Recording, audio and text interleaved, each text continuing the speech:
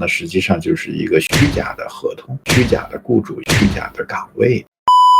为什么现在移民到加拿大、移民到澳大利亚、新西兰，它会越来越难？因为他们虽然是移民国家，但是它是根据所需要的职业在不停的修正和调整它的移民政策。今年我缺官工了，那园艺方面我就放开一点；今年我缺护理护士了，那么我在这方面我就放开一点。所以实际上它是在根据自己所需要的劳动力在做调整。但是现在我们很多做加拿大、澳大利亚的，把这个当成一个大规模的产品，一旦成为大规模的产品化的话，就会出问题。因为实际上我们去到这些纯英文的国家，最大的劣势是什么呢？就是我们的语言，英语并不是我们的母语，即使你小学、初中、高中、大学学过一点，但是它是属于教科书上的，实际应用听也听不懂。那你英文不好，你想去英语国家去给一个雇主工作，这件事本身来讲就是不合理的。但是呢，又有那么多的雇主单位、雇主岗位放给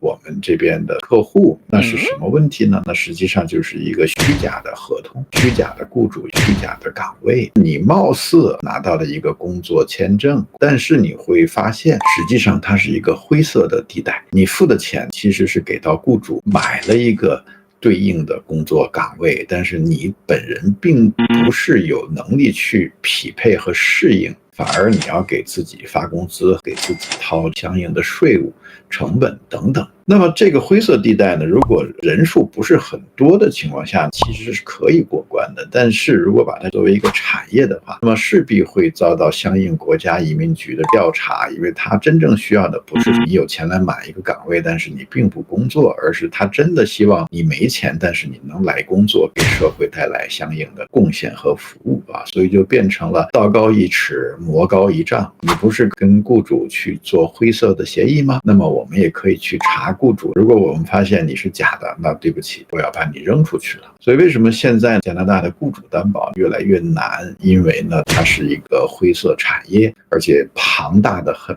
移民局在不停的去堵这方面的漏洞，所以我们其实现在做加拿大已经很少了。